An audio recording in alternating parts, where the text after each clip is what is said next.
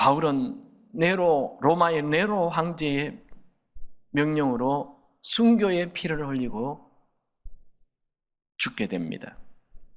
바울은 3차 전도 여행 이후 체포되어 로마로 이송되어서 로마에서 1차 감옥 생활을 한 이후에 풀려납니다. 그래서 로마 근처에 있는 스페인과 그 지역에 다니며 복음을 전했어요. 그런데 AD 64년 네로 황제의 방화로 로마에 대화재가 일어납니다. 네로 황제는 이 방화의 주범을 기독교인들에게 덮어씌웠어요. 그래서 기독교인들이 대대적인 대학살, 엄청난 핍박을 받게 됩니다. 이때 로마 근처에 복음을 전하던 바울이 체포되어 2차 로마 감옥 생활을 하였습니다. 바울이 이 두 번째 로마 감옥 안에서 지내는 동안 AD 66년경에 디모데에게 죽음 직전에 급히 디모데후서를 써서 보냅니다. 그래서 디모데후서를 바울의 유언장이라고도 말합니다. 그러나 바울의 편지를 보면 죽음을 눈앞에 두고도 두려워하거나 불안해하거나 마음이 약해지지 않습니다. 그는 세상적인 눈으로 보면 모든 것을 다 잃은 자입니다. 그런데도 그는 언제나 자존감이 넘치는, 자신감이 넘치는 그런 태도로 살아요. 그가 그렇게 강한 인생을 산 이유를 얘기합니다. 디모데전서 1장 4절에 보면 우리 주의 은혜가 그리스도 예수 안에 있는 믿음과 사랑과 함께 넘치도록 풍성하였도다. 나는 하나님의 큰 은혜에 잠겨 산다. 그렇게 말을 하고 있는 거죠. 바울이 디모데후서를 받은 그 디모데는 어떤 사람입니까? 아버지는 헬라인이고요. 어머니는 유니게인데 경건한 유대인입니다. 또 할머니는 로이스인데 역시 유대인입니다. 디모데 가족은 바울이 1차 전도 여행할 때 루스드라에서 이 바울을 만나서 유대교회에서 기독교로 개종을 하게 됩니다. 그 1차 전도 여행 때 만난 것인데 바울이 2차 전도 여행 때 또다시 루스드라에 와서 디모데를 탁 보고 디모데의 그 믿음과 그의 성품, 인품을 보고 자기의 영적인 아들로 삼습니다. 그래서 2차 전도 여행 이후 디모데는 바울을 따라다녀요. 3차 전도 여행까지 계속 따라다녔어요. 바울이 3차 전도 여행 때 이 에베소에 가서 2년 3개월 동안 복음을 전해서 그곳에 에베소 교회가 생겼어요. 그리고 바울이 3차 전도 여행 후에 체포되어 로마의 감옥에 들어가죠. 바울은 디모데를 에베소로 파송하여 에베소 교회를 맡도록 하였습니다. 목회자가 된 거죠. 그래서 바울은 디모데를 향하여 고린도전서 1장 7절에 보면 신실한 아들이라고 표현하고 디모데전서 1장 2절에 보면 믿음 안에서 참 아들이라고 말하였습니다. 디모데는 목회를 할 때 어떤 일들이 일어났습니까? 그의 상태는 어땠습니까?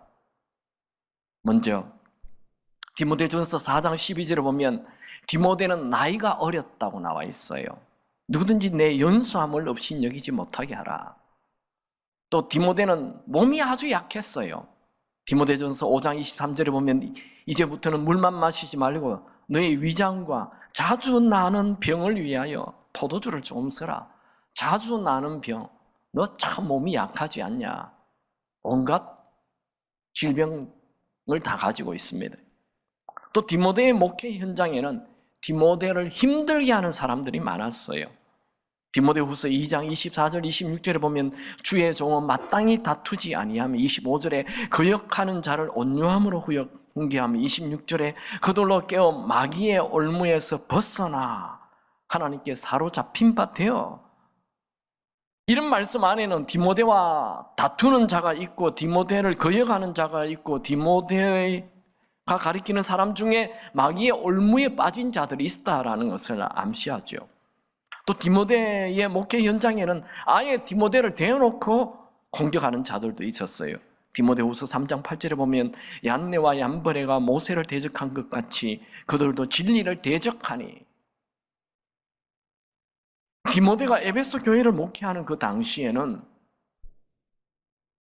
바울이 자기의 영적 아버지 바울이 네로 황제에 의해서 체포되어 있고 죽음 직전에 있는 아주 분위기가 기독교를 향한 분위기가 암울한 그런 분위기에서 목회를 했습니다.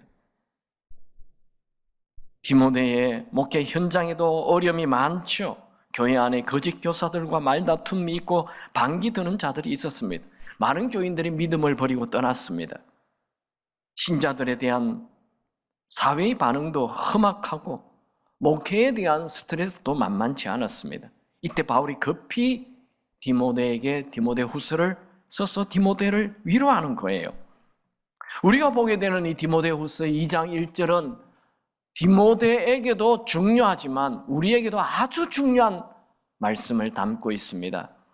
내 아들아, 그러므로 너는 그리스도 예수 안에 있는 은혜 가운데서 강하라.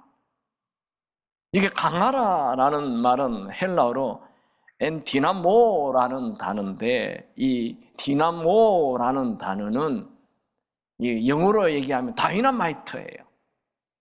그러니까 스스로 폭발적인 힘을 가져라. 스스로 에너지 넘치는 삶을 살라. 그렇게 말을 하고 있는 거예요. 그러면 이 스스로 강해지는 그 강함의 근거가 뭡니까? 은혜 속에서 강하라는 것입니다.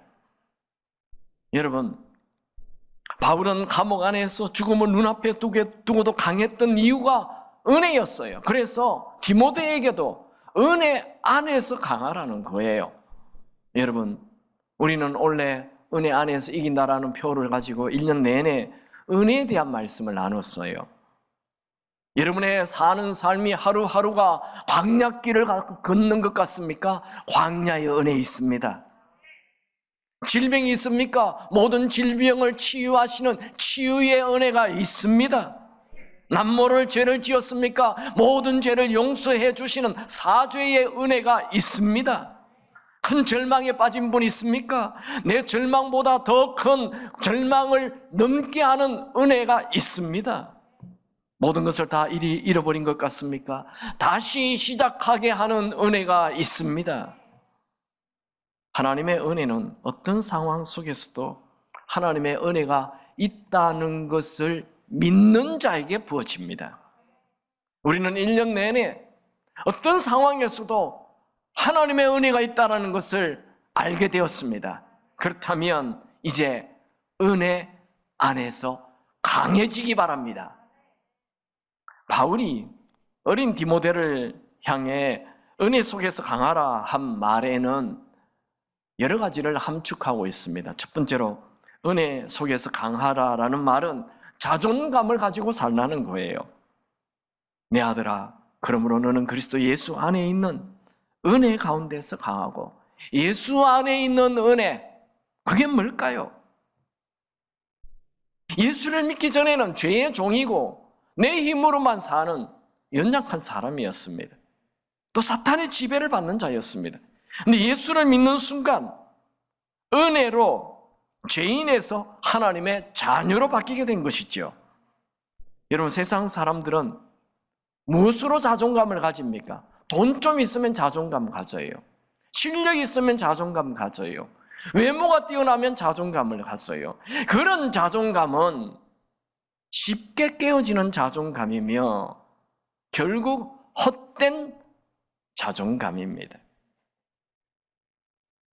진짜 자존감은 영원히 변하지 않는 내 신분의 변화로 내가 죄인에서 하나님의 지극히 높으신 하나님의 아들과 딸이 되었다라는 이 자존감을 가져야 되는 것입니다.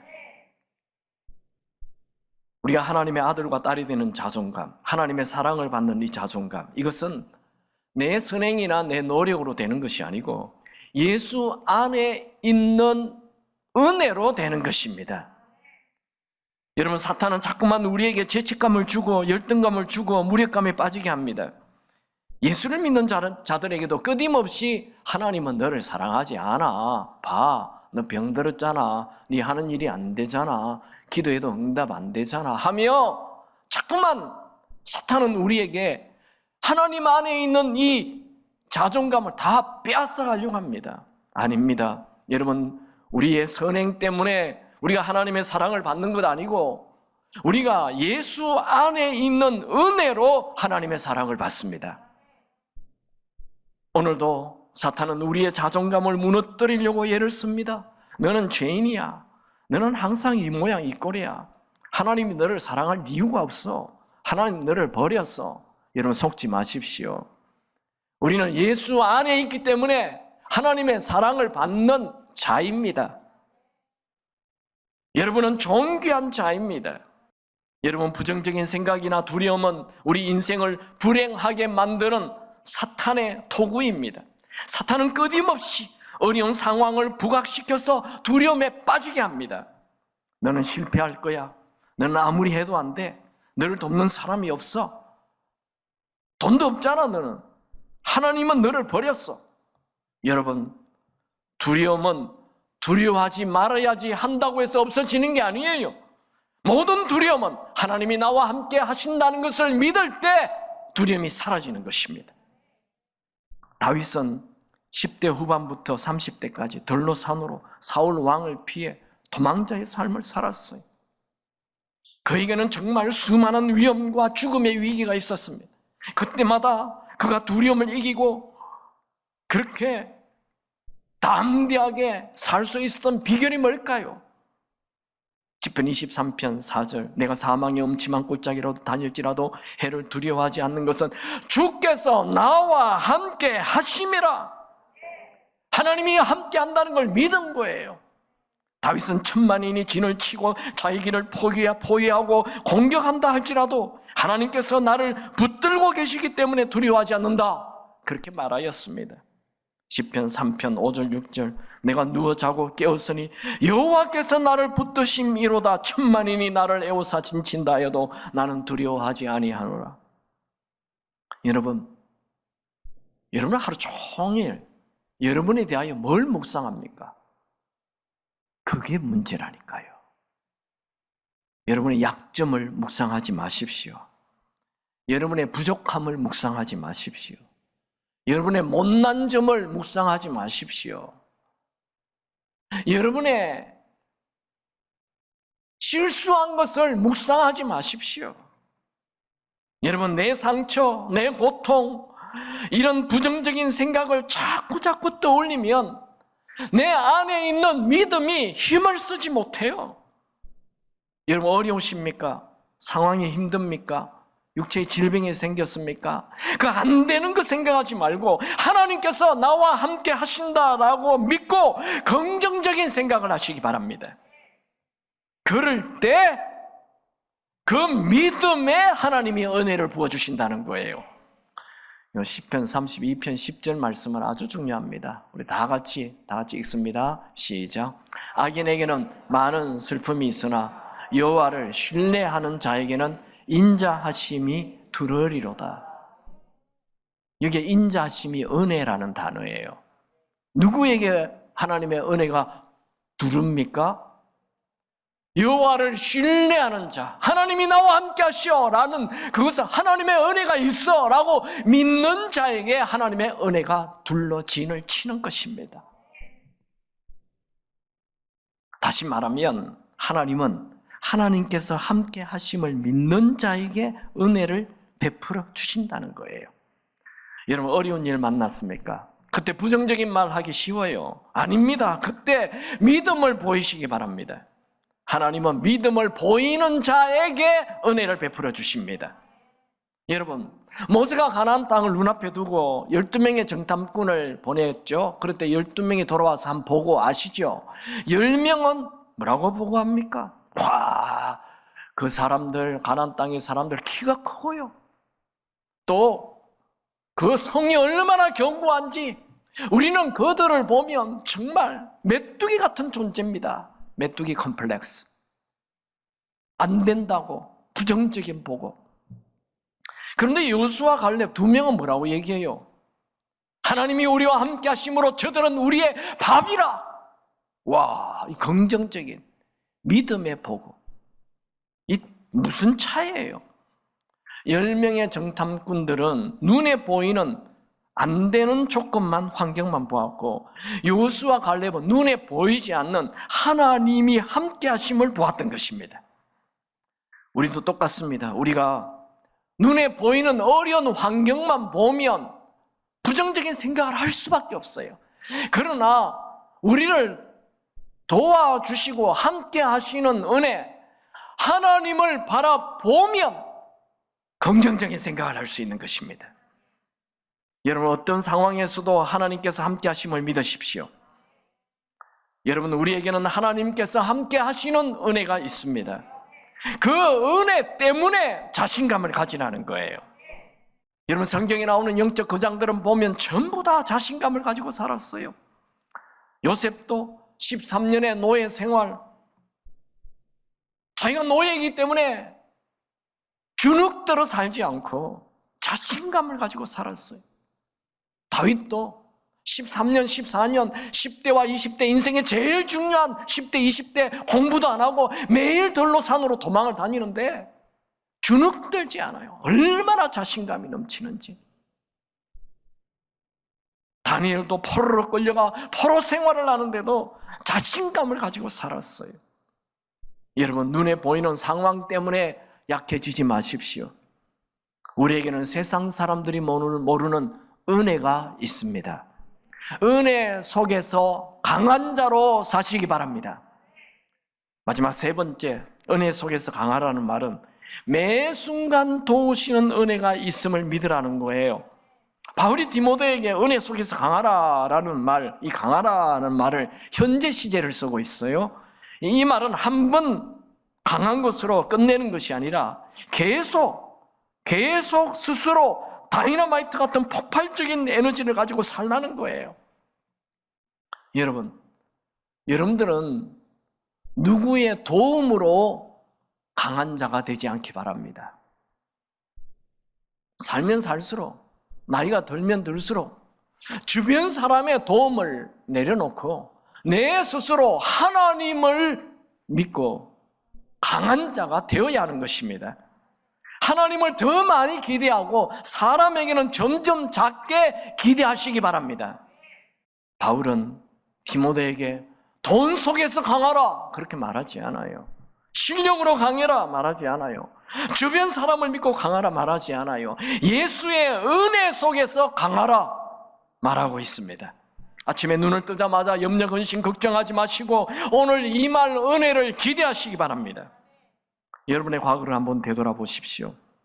하나님께서 딱 한 번만 도우셨나요?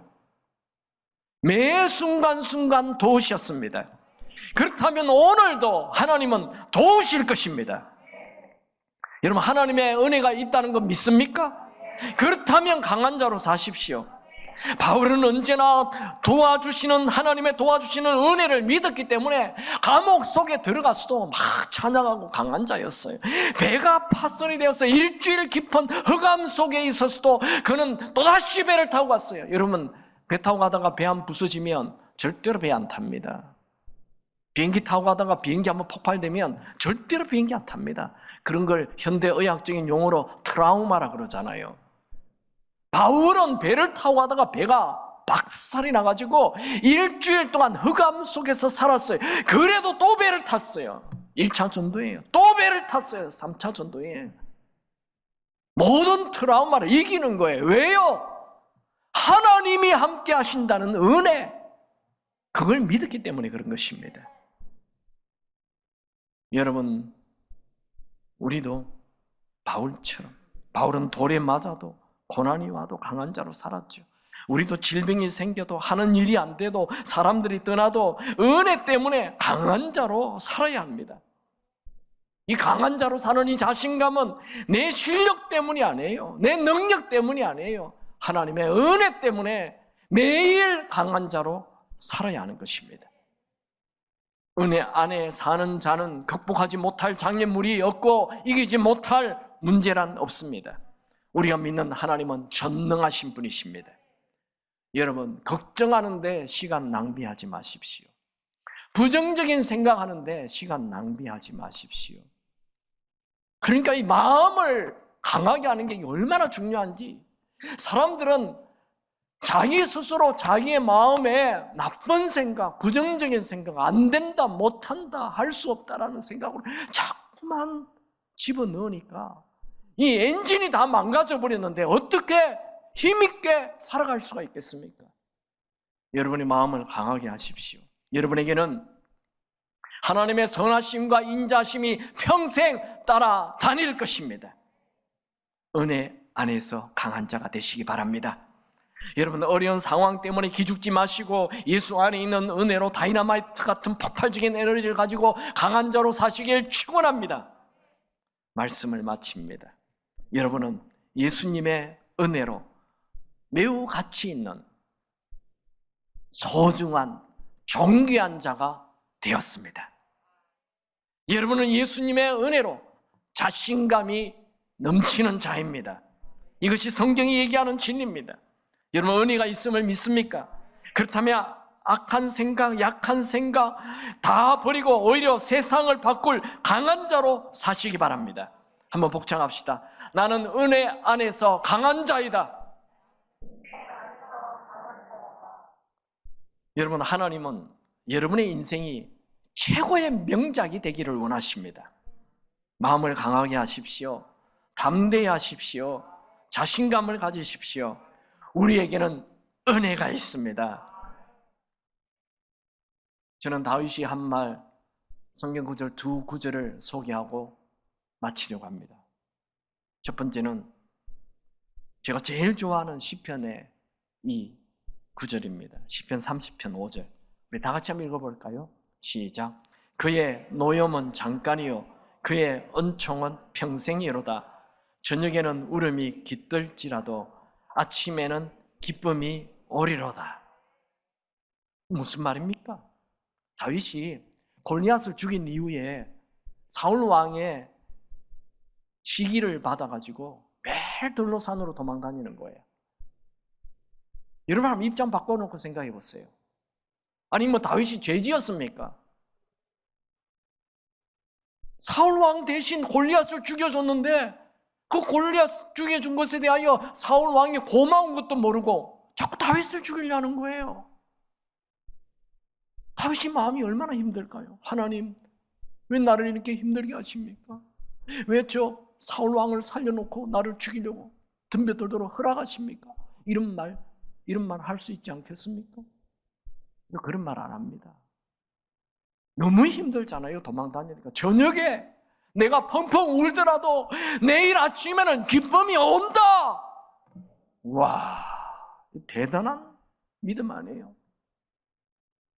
시편 읽어보면 다윗은 영양실조에 걸려가지고 많이 아팠어요. 동굴에서 잠을 자고 하니까 매일 감기 몸살이죠. 먹을 것도 없고 저녁에 울음이 올지라도 아침에는 기쁨이 온다. 이 절대 긍정, 절대 믿음. 그 다음 구절 한번 봅시다. 시편 18편 29절 다 같이 읽습니다. 내가 주를 의뢰하고 적군을 향해 달리며 내 하나님을 의지하고 담을 뛰어넘나이다. 우리 딸이 이 구절을 너무 좋아하는데, 내가 주를 의뢰하고 적군을 향해 달린다. 적군이 오네 도망가자가 아니에요. 적군을 향해 달린다. 왜? 하나님을 의뢰한다. 담이 나타났습니까? 담을 나는 뛰어넘는다. 하나님을 의지하고. 여러분, 이 세상 누가 탁월한 인생을 삽니까? 은혜를 믿고 마음을 강하게 하는 사람이 이 세상을 탁월하게 삽니다. 제발 약해지지 마십시오. 약한 생각하지 마세요. 안 된다 말하지 마세요. 못한다 하지 마세요. 할 수 없다 하지 마세요. 할 수 있습니다. 됩니다.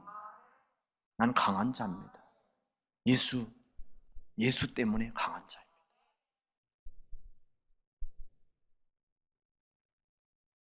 저는 은혜에 대한 시리즈 오늘로 마칩니다. 은혜 시리즈 마지막에 결론이 은혜 안에서 강하라. 죽음이 와도 오늘 강하게 강한 자로 살다가 죽기 바랍니다.